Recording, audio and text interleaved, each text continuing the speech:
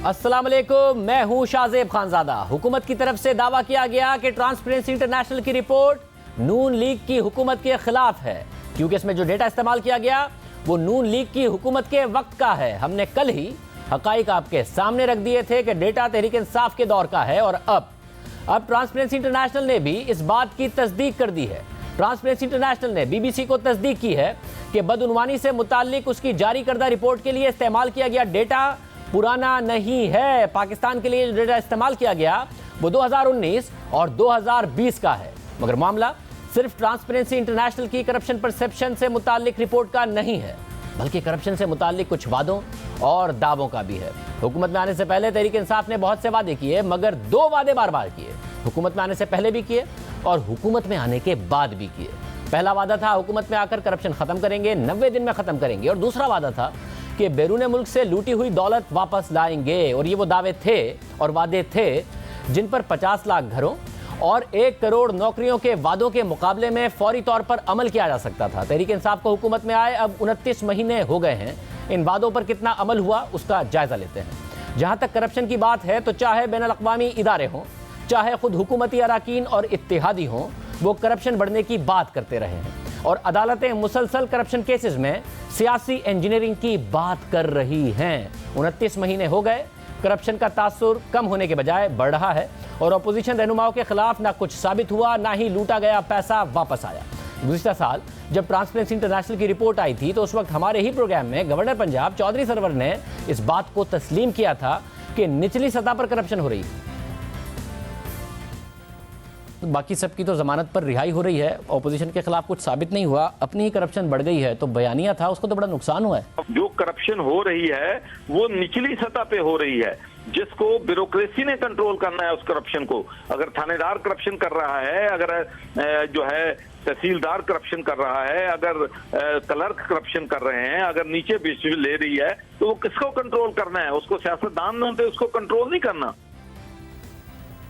खैबर पख्तूनख्वा जहां 8 साल से तहरीक इंसाफ की हुकूमत है, वहां के हुकूमती रुकन मोहम्मद अली तरकई ने अपनी ही हुकूमत पर करप्शन का इल्जाम लगाया। पाकिस्तान तहरीक इंसाफ का जो प्रोग्राम था वो प्रोग्राम है ही नहीं, बिल्कुल उलट पुलट चल रहा है। खैबर पख्तूनख्वा को कि जो करप्शन हो रही है और जो निज़ाम की खराबी हो रही है, तो अगर ये ठीक हो जाए तो नो इशू। खुद तहरीक इंसाफ के रुकन असेंबली सरदार रियाज ने कौमी असेंबली में पैसे लेकर नौकरियां देने का इल्जाम लगाया। मेरा इलाका है राजनपुर डिस्ट्रिक्ट, वहाँ 21 नौकरियां दी गई हैं। उधर 1.5 लाख रुपए लेके इन्होंने नौकरियां वहाँ बांटी हैं। जो हमारे पीटीआई वाले थे वो रोते रह गए, वो हमारे आसरे में बैठे रह गए कि मेरिट होगा, वहाँ कोई मेरिट नहीं हुआ। ये सारा फ्रॉड हुआ है, रेलवे में किसी को कोई मेरिट में नहीं मिला। पर हबीब साहब इसके ऊपर इंक्वायरी करें प्रॉपर। बिल्कुल आप इंक्वायरी करें। पंजाब में इत्तेहादी जमात के रहनुमा कामिल अली आगा ने इल्जाम लगाया कि करप्शन का रेट बढ़ गया है। 500 की जगह 5000 और 50,000 मांगते हैं, तो उनसे पूछा जाए कि ये क्या कर रहे हो यार, इतने पैसे मांग रहे हो? तो वो कहते हैं कि तब्दीली नहीं आई, तब्दीली इमरान खान लाया, हम तो नहीं लाए। तो ये एक सिलसिला शुरू हो गया है।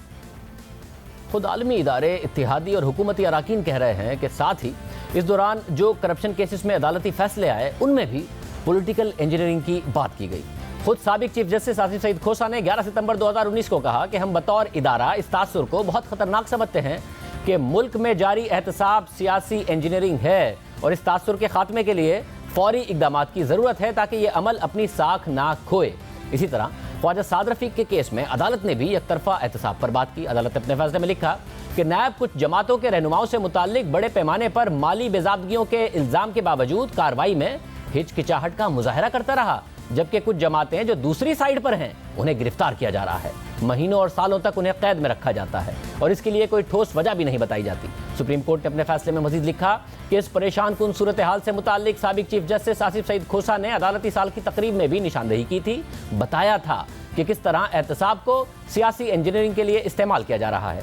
इस किस्म की जोर आवरी और इंसानी वक़ार की तौहीन से नैब की सरहदों से बाहर भी रुसवाई और बदनामी हुई। यूरोपियन कमीशन ने नैब के एक तरफा कंडक्ट की निशानदही की और हुकूमत पर जोर दिया कि वो इसे मजीद खुद मुख्तारी देकर उसे आज़ादाना तौर पर काम करने दे। इस कमीशन ने भी यही कहा था कि पाकिस्तान में आज़ादी तेजी से सुकड़ती जा रही है और इस तरह अपने खदशात का इजहार किया था कि नैब का किरदार एक ऐसे टूल का है जिससे इख्तिलाफ को दबाया जा सके। जब यह फैसला आया तो खुद हुकूमत की तरफ से नैब पर तनकीद की। हमारे जो मैनिफेस्टो का एहतसाब जो एक बहुत बड़ा हिस्सा था, उसको सबसे ज़्यादा नुकसान जो पहुंचा है वो नैब की नाअहली और नैब के जो lack of prosecution ability, lack of investigative ability, और उसका रिजल्ट ये है कि सारा एहतसाब का प्रोसेस जो है उसको मुतनाज़ा बना दिया। अगर नैब ने कोताहियां की हैं, अगर नैब ने कमजोरियां की हैं, तो उसका नुकसान कौन है? वो हमें नुकसान हो रहा है। इसी तरह साबिक वजीर आजम शाहिद खाकान अब्बासी के केस में सिंध हाई कोर्ट ने अपने फैसले में लिखा कि अदालत ने यह महसूस किया कि शाहिद खाकान अब्बासी मौजूदा वफाकी हुकूमत पर खुल्लम खुल्ला तनकीद करते हैं। उनके खिलाफ एक रेफरेंस दायर किया गया जिसमें वो 7 महीने कैद में रहे। फिर इस केस में उनकी जमानत हो गई और उसके बाद ये रेफरेंस दायर कर दिया गया। हम नैब की बदनीयती को नजरअंदाज नहीं कर सकते कि नैब ने दरख्वास्त गुजार पर सियासी दबाव बढ़ाया ताकि उनकी जबान बंद की जा सके।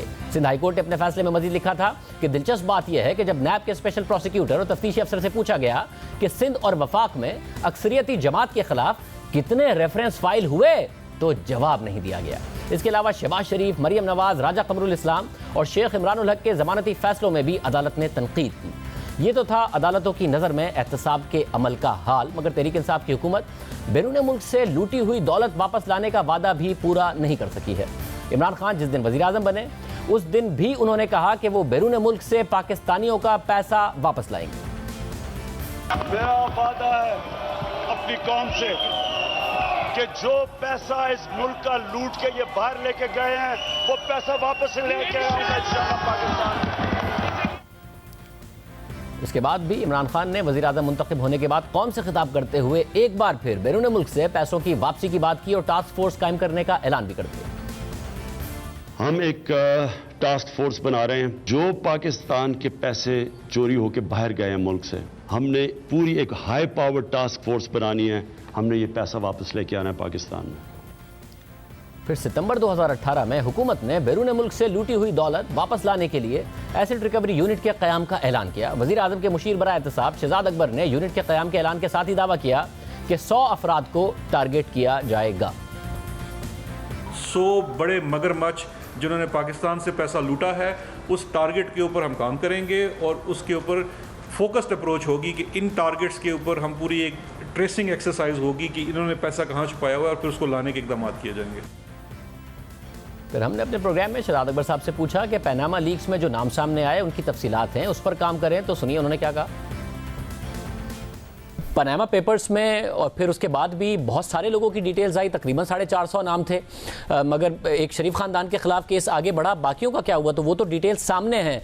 उनके असासे देखिए और फिर देखिए कि उन्होंने FBR में डिक्लेयर किए हैं या नहीं किए, टैक्स पे किया या नहीं किया, किस तरीके से वो पैसा बाहर लेके गए। ये काम तो तेज़ी से हो सकता है। जी बिल्कुल, जो आज कैबिनेट को मैंने ब्रीफिंग भी दी इस मामले के ऊपर, उसमें ये 2 चीज़ें टारगेट करके बताई गई हैं कि पनामा के अंदर जितने नाम आए हैं और पैराडाइज लीक्स के बाद उस पर हुई थी पनामा के बाद, उसके अंदर भी पाकिस्तानियों के नाम हैं। तो उन तमाम केसेस को दोबारा से असर-ए-नो ये यूनिट देखेगा और उसमें जो हाईलाइटेड या ज़्यादा अमाउंट के केसेस हैं या जहां पे आपको कोई एविडेंस या लिंक मिलता है फॉर मनी लॉन्ड्रिंग या कोई भी प्रेडिकेट ऑफेंस का, तो उन केसेस को फौरी तौर पे रेलेवेंट इदारे की मदद से परसू किया जाएगा। मतलब और ये क्या बिल्कुल फौरी तौर पर नहीं हो सकता? असासा, पनामा या पैराडाइज लीक्स ने बता दिया, FBR के डेटा फौरन देखिए कि वो डिक्लेयर हुआ है या नहीं हुआ और कानूनी तौर पर गया है या नहीं गया, क्योंकि इस पे काम हुआ नहीं बिल्कुल भी शरीफ खानदान के अलावा, तो ये फौरी तौर पर काम नहीं हो सकता। जी बिल्कुल, ये बिल्कुल फौरी तौर पे होगा। और फिर नवंबर 2018 में शहजाद अकबर साहब ने दावा किया कि $5 अरब के असासों का सुराग लगा लिया गया है। 10 ममालिक के अंदर जो हमारी इस वक्त तक तहकीक हुई है, जो एसेट्स हम ट्रेस कर पाए हैं, उसका कुल हुजम इस वक्त $5.3 अरब है और ये पाकिस्तानी रुपयों में 700 अरब रुपए बनते हैं। 1.3 अरब के तो वो डायरेक्ट केसेस हैं मनी लॉन्ड्रिंग के, जो पाकिस्तान से पैसे बाहर लॉन्डर हुए हैं। इस दावे पर हमने अपने प्रोग्राम में उनसे पूछा कि जिन अफराद के ये $5 अरब के असासे हैं, क्या उनकी शनाख्त हो गई है, तो उन्होंने कहा कि इस हवाले से उनके पास तफसीलात हैं। कि पैसा वापस लाया जा सकता है, या इंडिविजुअल्स आपने आइडेंटिफाई कर लिए हैं कि ये 5 अरब डॉलर किस किस के हैं और किस तरीके से अब उन्हें पकड़ा जा सकता है, आइडेंटिफाई किया जा सकता है, या पैसा वापस लाया जा सकता है, पेनल्टीज मिल सकती हैं उनसे? जी बिल्कुल शाहजेब, ये आइडेंटिफाइड अमाउंट है। ये हमने अमाउंट, इसमें काफ़ी ज़्यादा जो प्रॉपर्टीज़ हैं, एसेट्स हैं, उनकी तमाम डिटेल हमारी अथॉरिटीज़ के पास आ चुकी हैं, किसकी हैं, किस जुरिस्डिक्शंस के अंदर हैं, उनका इस वक्त स्टेटस क्या है, वो तमाम डिटेल है और उसी को सामने रख के ये बताया गया है और उनको वापस लाने के लिए भी एक क्लियर प्लान है। 2 साल से ज्यादा हो गए, उन अफराद का क्या हुआ, उस पैसे का क्या हुआ, अब तक नहीं पता चल सका। पनामा पेपर्स में 450 अफराद का नाम आया, नवाज शरीफ के खिलाफ कार्रवाई हुई, बाकी किसी के खिलाफ कुछ नहीं हुआ। इसी तरह खुद वजीर आजम इमरान खान ने 3 दिसंबर 2018 को मुख्तलिफ टीवी चैनल्स के एंकर्स को इंटरव्यू देते हुए दावा किया कि 26 ममालिक से पाकिस्तानियों की तफसीलात सामने आ रही हैं, और अब तक जो मालूमात सामने आई हैं उसके मुताबिक इन 26 ममालिक में 11 अरब डॉलर्स का सुराग मिला। 26 मुल्कों से जो अब तक डेटा आया और अभी डेटा खुलता जा रहा है, आप हैरान होंगे कि 26 मुल्कों से जो अब तक पाकिस्तानियों के बैंक अकाउंट्स आए हैं वो 11 अरब डॉलर हैं। 11 अरब डॉलर। हम यहाँ 4-4, 5-5 अरब डॉलर के लिए दुनिया के चक्कर लगा रहे हैं। 11 अरब डॉलर पाकिस्तानी शहरियों के। वज़ीर आज़म के इस दावे को भी 2 साल से ज़्यादा हो गए हैं, उस डेटा का क्या हुआ कुछ नहीं पता चल सका। इसी तरह इमरान खान साहब ने इक़्तिदार में आने से पहले बयानात का हवाला देकर कहते रहे वो कि मुल्क में हर रोज़ 12 अरब रुपए की करप्शन होती है। 12 अरब रुपए है दिन की करप्शन। पिछले नैब के सरबराह ने कहा था 12 अरब रुपए दिन की करप्शन है। हर रोज 12 अरब रुपए की करप्शन, यानी 4,380 अरब रुपए की सालाना करप्शन। कहाँ है वो 4,380 अरब रुपए? फिर वज़ीर आज़म कहते रहे कि 4,000 अरब रुपए का टैक्स है, उसमें से 2,000 अरब रुपए का सूद है, इसलिए पैसे नहीं हैं। तो 4,380 अरब रुपए बाकी के कहाँ हैं जो करप्शन में ज़ाया होते थे? करप्शन भी बढ़ गई, टैक्स भी कम इकट्ठा हुआ। इसी तरह वज़ीर आज़म इमरान खान ने इक़्तिदार में आने से पहले एक रिपोर्ट का हवाला देकर यह दावा किया था कि मुल्क से हर साल 10 अरब डॉलर्स की मनी लॉन्ड्रिंग होती है। हर साल पाकिस्तान में 10 अरब डॉलर मनी लॉन्ड्रिंग होती है। हर साल 10 अरब डॉलर्स की मनी लॉन्ड्रिंग, यानी 29 माह में तकरीबन 25 अरब डॉलर्स की मनी लॉन्ड्रिंग रोकी गई होगी, क्योंकि खान साहब ने वादा किया था कि वो इक़्तिदार में आने के बाद मनी लॉन्ड्रिंग रोक देंगे। अगर ऐसा है तो 29 माह में तकरीबन 25 अरब डॉलर्स की मनी लॉन्ड्रिंग रोक दी गई होगी। मगर कहाँ हैं वो 25 अरब डॉलर्स और उनके मईशत पर असरात? अलबत्ता ब्रॉडशीट केस में जुर्माने के 29 मिलियन डॉलर्स ज़रूर मुल्क से बाहर चले गए हैं। ट्रांसपेरेंसी इंटरनेशनल ने दोनों साल में करप्शन बढ़ने के तासुर की रिपोर्ट दी है। हमने इस हवाले से बात करने के लिए शहजाद अकबर साहब को दावत दी, मगर उन्होंने जवाब नहीं दिया। प्रोग्राम में ब्रेक शामिल करें।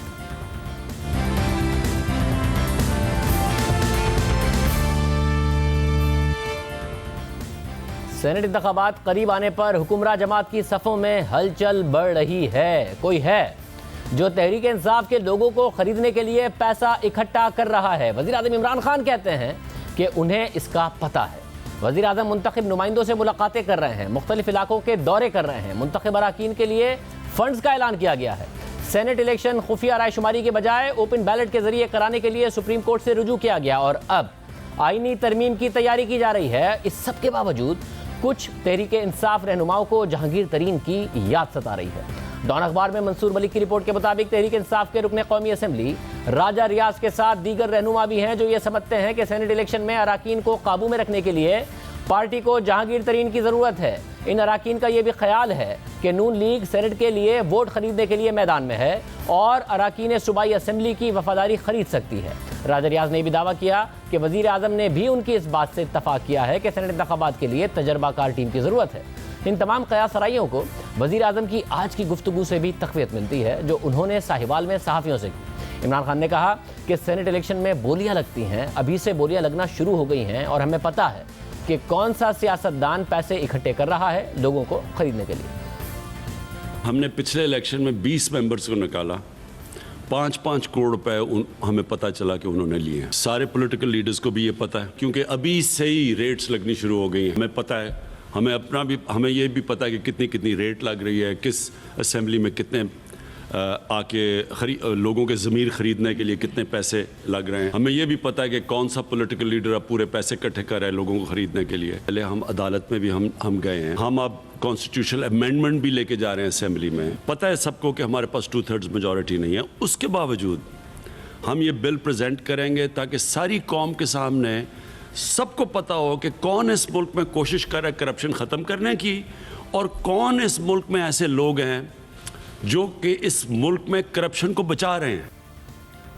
इस सारे मामले का एक दिलचस्प पहलू यह भी है कि 2 रोज कबल ही खुद वजीर आजम ने मुंतखब अरकान असम्बली को 50 करोड़ रुपए फीकस तरक्याती फंड्स देने की मंजूरी दी। हालांकि माजी में वजीर आजम मुंतखब अरकान को फंड्स देने की सख्ती से मुखालफत करते रहे। किसी MNA MP को कभी डेवलपमेंट फंड नहीं मिलेगा। 90 दिन में बल्दियाती इलेक्शन करवा के सारे फंड नीचे गांव तक MPs इनका काम कानून साजी होना चाहिए, इनका काम डेवलपमेंट फंड लेना नहीं चाहिए। 90 अरब रुपया ये शाहिद खाकान अब्बासी ने डेवलपमेंट फंड्स के नाम पे नून लीग के MNAs को दे रहा है। ये इधर से करप्शन शुरू होती है। कौन सी दुनिया की डेमोक्रेसी के अंदर MNAs और MPs को डेवलपमेंट फंड मिलते हैं? आप MNA और MPA को जो डेवलपमेंट फंड मिलते हैं ये बंद कर देंगे। इस बार हमने कोई डेवलपमेंट फंड अपने MNA MPs को इसलिए नहीं देने कि यही है करप्शन यहां से शुरू होती है। कॉन्ट्रैक्टर आ जाते हैं, MPs बन जाते हैं, कॉन्ट्रैक्टर MNAs बन जाते हैं। वो क्यों बनते हैं? क्योंकि वही गवर्नमेंट उन्हीं को कॉन्ट्रैक्ट देती है और वो देखते देखते अरबोपति बन जाते हैं। ये सिस्टम ही गलत है। ये सिस्टम करप्शन को प्रमोट करता है। जब आप गवर्नमेंट में आते हैं, आप पावर में आते हैं, आप डेवलपमेंट फंड्स एक MNAs और MPs को देना शुरू कर देते हैं। वो आप अगर उनको आप साथ मिलाना हो तो ज्यादा फंड्स दी। उन्होंने ग्रुप बना लिया, फॉरवर्ड ब्लॉक बनाया, आप फंड्स के लिए बनाया। हमने पख्तूनख्वा में ये सब कुछ देखा है। MNA और MP को ये जो रिश्वत देते हैं डेवलपमेंट फंड के नाम पे। बल्दियाती इंतखाबात हुए नहीं हैं। अदालतें सुप्रीम कोर्ट की तरफ से कहा गया है कि बल्दियाती इंतखाबात कराए जाएं और जो बल्दियाती फ़ंड हैं वो ज़रूर मुख्तलिफ MNAs और MPs को दिए जा रहे हैं। तरक्याती फ़ंड ज़रूर दिए जा रहे हैं। हमारे साथ मुजीबुर-रहमान शामी साहब और फाज़ हुसैन साहब मौजूद हैं। शामी साहब बहुत शुक्रिया, फाज़ हुसैन साहब आपका भी बहुत शुक्रिया। शामी साहब, ये वाकई कुछ नाराज़ियों का मसला है कि MPs नाराज़ हैं इसलिए ओपन बैलेटिंग की, फ़ंड्स देने की, ये सारी की सारी बातें की जा रही हैं, या फिर वाकई कोई ख़रीदार हैं जिसकी वजह से हुकूमत चाहती है कि जी करप्शन ना हो, ओपन बैलेटिंग हो, और जिसकी वजह से इतने ज़्यादा इकदाम किए जा रहे हैं? सुप्रीम कोर्ट भी गए, फिर अब कॉन्स्टिट्यूशनल अमेंडमेंट भी लेकर आ रहे हैं, ये सारा मामला कर रहे हैं। पैसे लेकर तो कोई घूम नहीं रहा, ना मैंने कोई ऐसी खबर सुनी है, ना कोई इस वक्त मुस्लिम लीग नून की सफ़ों में या पीपल्स पार्टी की सफ़ों में कोई ऐसा शख्स है जिसके पास पैसों की बोरियां हो और वो लेके फिर रहा हो। लेकिन हुकूमत के अंदर एक नाराजगी की लहर तो पाई जा रही है और कई MPs जो है वो गैर मुतमईन है और इस यानी वो उतने से कितने ऐसे हैं जो अपने मुतालबात मनवाना चाहते हैं और कितने ऐसे हैं जिनमें बगावत के जरासीम है, इसके बारे में तो कोई यकीन से कुछ नहीं कहा जा सकता। लेकिन बहरहाल एक ऐसा मौका है जबकि हुकूमत जो है वो परेशान है और इस्तराब में मुब्तला है। और आप ये देखिए कि उसकी हुकूमत की परेशानी के वहाँ एक खातून रुकने असम्बली है जंग की, वो वहाँ के डिप्टी कमिश्नर के पीछे पड़ी हुई थी कर्से से, लेकिन उनका तबादला नहीं हो रहा था। अभी 2 दिन पहले अचानक उनका तबादला कर दिया गया क्योंकि वो खातून रुकने असम्बली जो है वो वजीर आजम से जाकर मिली थी। तो एक हुकूमत की सफ़ों में एक भगदड़ सी तो मची हुई है और कितनी ये हकीकी है और कितना ये खुद हुकूमत अपने आप से डर रही है, इस बारे में कुछ कहना मुश्किल है। लेकिन कुछ न कुछ हो सकता है।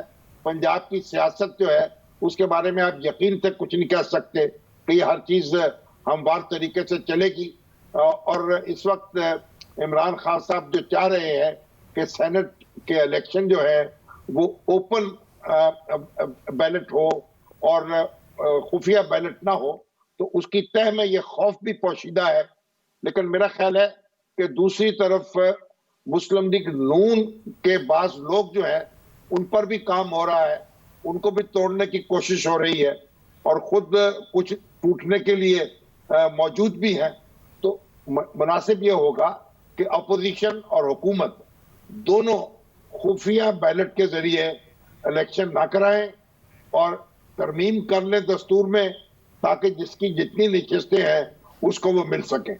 तो और ज़ाहिर माजी में खुद अपोजिशन का मौक़िफ़ रहा है इस हवाले से कि खुफिया अगर होती है रायशुमारी तो उसकी वजह से करप्शन बढ़ती है। अब देखते हैं कि अपोजिशन जब ये तरमीम आएगी तो इस हवाले से क्या फ़ैसला करती है। फाउसिन साहब, आपको क्या लगता है, वाकई कुछ बहुत ज़्यादा लोग नाराज़ हैं जिसकी वजह से इतनी एक्टिव हुकूमत हो गई है, फंड्स भी दिए जा रहे हैं, मुलाकातें भी की जा रही हैं, तरामीम भी लाई जा रही हैं, अदालत से भी रुजू किया जा रहा है, या फिर मामला कुछ और है?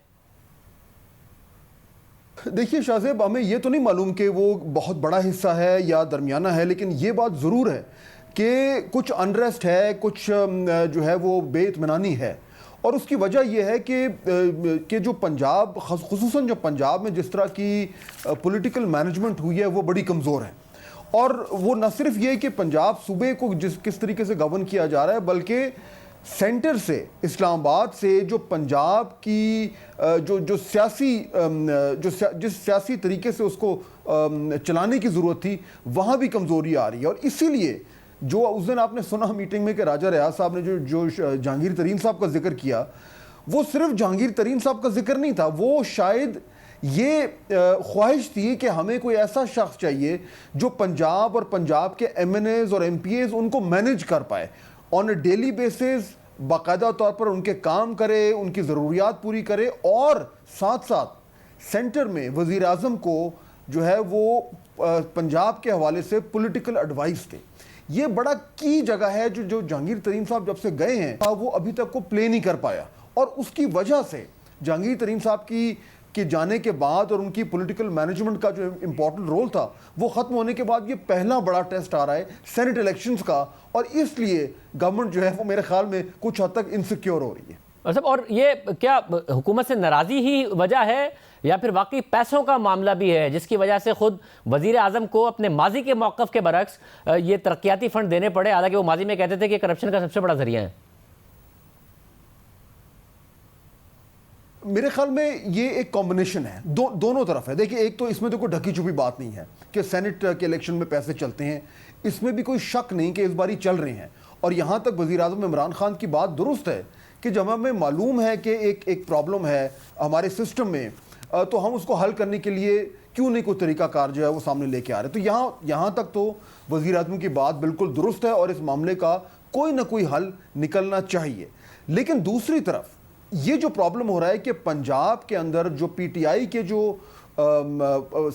इलेक्टेबल्स हैं, जो MPAs हैं, जो MNAs हैं, उनमें एक रंजिश का पहलू है, क्योंकि वो उनके मामलात उस तरीके से हल नहीं हो पा रहे, उनको वो उस तरह की सपोर्ट नहीं मिल पा रही जो जहांगीर तरीन जैसा कुछ शख्स दिया करता था। और PTI के पास कोई सेंटर में इस तरह का बड़ा पंजाब एक्सपर्ट नहीं है जो तमाम तर पंजाब की पॉलिटिकल मामलात को भी चलाए और साथ साथ उसकी जो है वो वज़ीर आज़म से भी इतनी डायरेक्ट एक्सेस हो कि कोई काम रुके ना। तो ये मेरे ख्याल में एहसास अब पहली बार गवर्नमेंट को हो रहा है कि इन प्रॉब्लम्स की वजूहात से सेनेट में कोई गड़बड़ ना हो जाए। पैसों का मामला बिल्कुल है और शायद उस वजह से हुकूमत को भी और ज़्यादा ख़तरा महसूस हो रहा है। ये अहम बात है। शामिर साहब, मैं एक और बात जानना चाह रहा हूँ। ज़रा हुकूमत पर कारकर्दगी और गवर्नेंस के हवाले से तो तनकीद हो ही रही थी।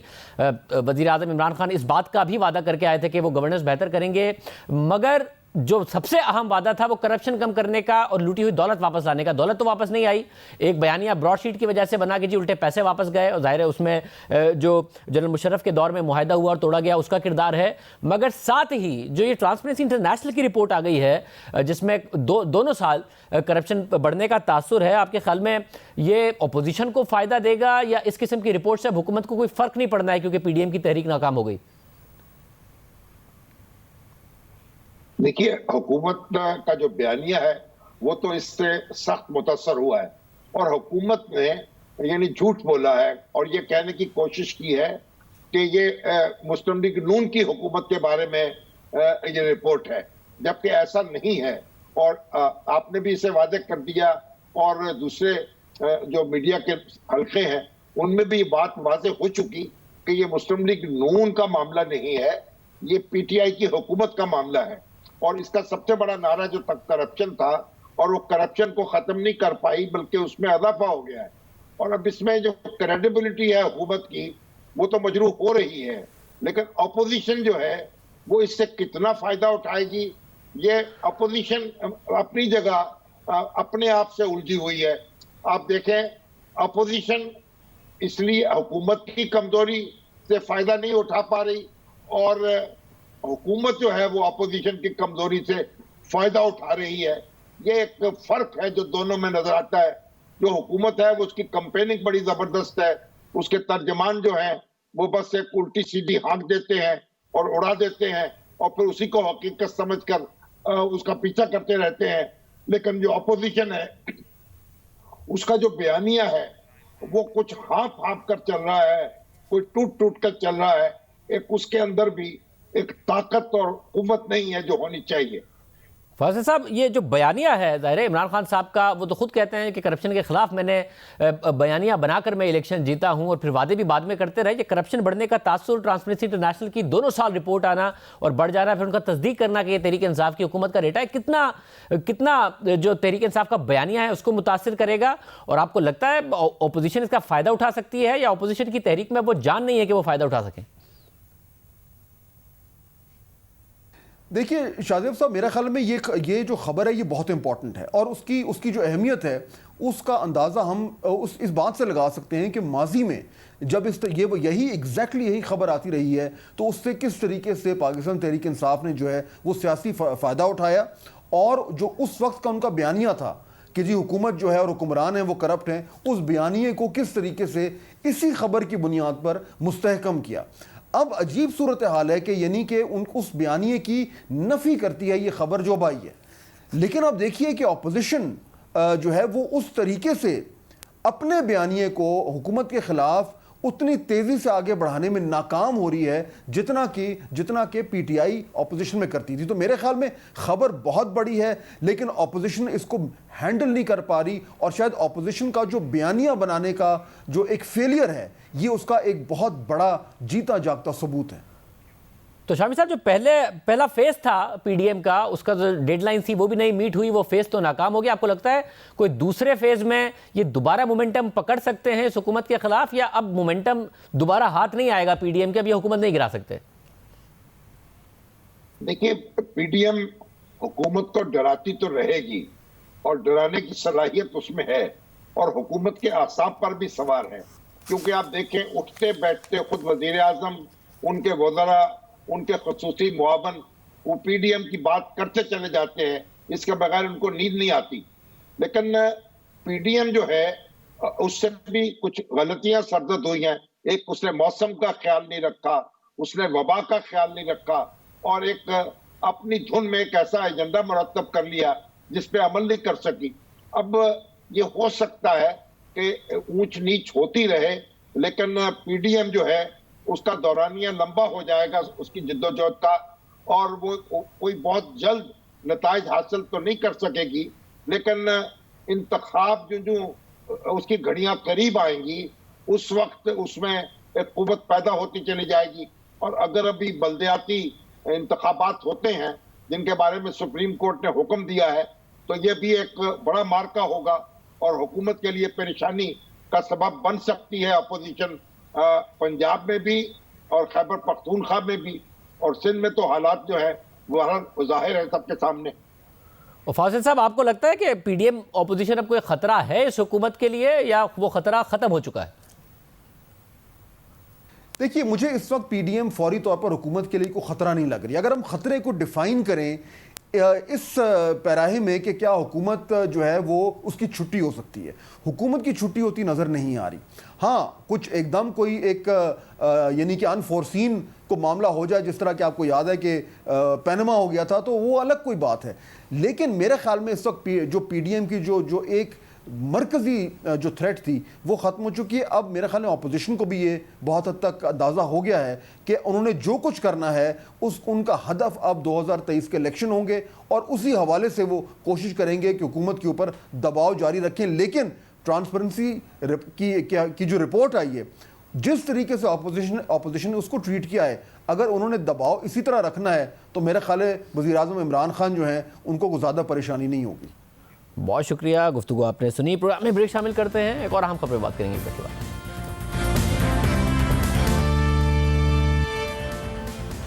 अमरीकी सहाफ़ी डैनियल पर्ल कत्ल केस में सुप्रीम कोर्ट के फैसले के खिलाफ सिंध हुकूमत ने नज़रसानी अपील दायर कर दी है। जिसमें अदालत से इस्तदा की गई है कि मुल्जिमान की सजाओं को बहाल किया जाए और दरख्वास्त को फौरी समाअत के लिए मुकर्रर किया जाए। गुज़िश्ता रोज जस्टिस मुशीर आलम की सरबराही में सुप्रीम कोर्ट के 3 रुकनी बेंच ने 2-1 की अक्सरियत से अहमद उमर शेख समेत दीगर मुल्जिमान की फौरी रिहाई का हुक्म दिया था और सिंध हुकूमत की अपीलों को खारिज करते हुए अप्रैल 2020 के सिंध हाई कोर्ट के फैसले को बरकरार रखा था। दूसरी जानिब मुल्जिमान की बरियत के फैसले के खिलाफ अमरीकी हुकूमत ने शदीद तहफ़्फ़ुज़ात का इजहार किया है। अमरीकी वज़ीर ख़ारिजा ने ट्वीट किया कि डेनियल पर्ल के अगवा और कत्ल में मुलव्विस मुल्जिमान की बरियत से मुताल्लिक पाकिस्तानी सुप्रीम कोर्ट के फैसले पर गहरी तशवीश है। हम डेनियल पर्ल की फैमिली को इंसाफ दिलाने और दहशतगर्दों के एहतसाब के लिए पुरअज़म हैं। इससे कबल तर्जुमान व्हाइट हाउस ने मामूल की ब्रीफिंग के दौरान अदालती फैसले को पाकिस्तान समेत दुनिया भर में दहशतगर्दी के मुतासरीन की तौहीन करार दिया। उनका कहना था कि हम डेनियल पर्ल के अहल खाना को इंसाफ दिलाने के लिए पुरअज़म हैं। व्हाइट हाउस तर्जुमान ने माजी में मुल्जिमान को कटहरे में लाने से मुताल्लिक पाकिस्तान के इक़दामात को तस्लीम करते हुए मुतालबा किया कि पाकिस्तान तमाम कानूनी ऑप्शंस का तेज़ी से जायजा ले, जिनमें अमरीका को मुल्जिमान के खिलाफ मुकदमा चलाने की इजाज़त देना भी शामिल है। अमरीकी अखबार वॉल स्ट्रीट जर्नल के जनूबी एशिया के ब्यूरो चीफ डेनियल पर्ल को जनवरी 2002 में कराची से अगवा किया गया था और उसी साल फरवरी में उनके कत्ल की वीडियो सामने आई, जिस पर एक्शन लेते हुए अहमद उमर शेख समेत कई अफराद को गिरफ्तार किया गया और फिर मई में कराची से डेनियल पर्ल की लाश भी मिली। हैदराबाद की इंसदादी दहशतगर्दी की अदालत में कत्ल का मुकदमा चला और 2002 में ही मुकदमे का फैसला सुनाया गया, जिसके मुताबिक अहमद उमर शेख को सजाए मौत जबकि दीगर मुल्जिमान को उम्र कैद की सजा सुनाई गई।